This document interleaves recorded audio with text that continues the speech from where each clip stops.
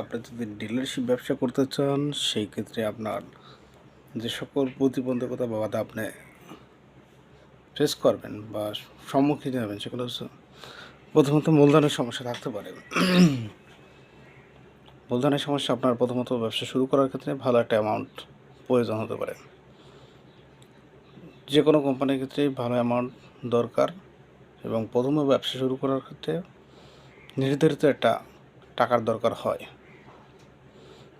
দ্বিতীয়ত সমস্যা হচ্ছে সাপ্লাইয়ের পদ্ধতি, সাপ্লাইয়ের শর্ত। সাপ্লাই বিভিন্ন ধরনের শর্ত আরোপ করে দেবে বা আপনার টার্গেট এত, এই কয় টাকা আপনার সেলস করতে হবে, এই কয় টাকা মাসে আপনার দিন শেষে দিতে হবে কোম্পানিকে। এটা হচ্ছে সাপ্লাই শর্ত। লোকেশন বা বাজার সমস্যা, আপনার লোকেশনের উপর অনেকটা আপনার প্রোডাক্ট বিক্রি বেশি হবে না কম হবে এটা নির্ভর করে।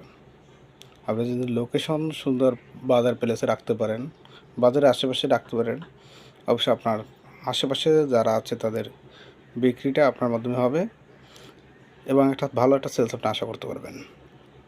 তৃতীয়ত সমস্যা হচ্ছে প্রতিযোগিতা। বর্তমান বাজারে একই সিমিলার প্রোডাক্টের অভাব নাই, এই জন্য প্রতিযোগিতা বেশি। আপনি যদি নির্দিষ্ট সময় কাজটা না করতে পারেন, আপনার অগোচরে আপনার আগেই দেখা যাচ্ছে অন্য কোম্পানি আপনার মালামালটা দিয়ে দেবে।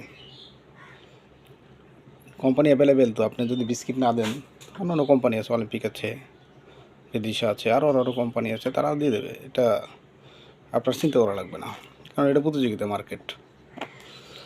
লজিস্টিক বা সরবরাহ সমস্যা, আপনি যদি প্রোডাক্ট গোডাউন যদি গুদামজাত করেন সেক্ষেত্রে প্রোডাক্ট হিসেব করে মাল আনতে হবে।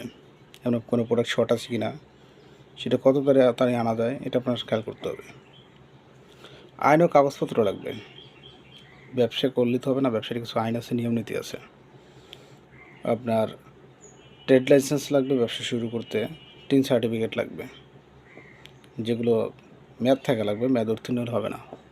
এগুলো হচ্ছে আপনার, আমি যতটুকু বুঝি সহজে ডিলারশিপ বিজনেসে প্রতিবন্ধকতা বাধা, এগুলো দূর করা যাবে। আপনি যদি চেষ্টা করেন এগুলো দূর করা অবশ্যই সম্ভব। ভালো থাকবেন সকলে।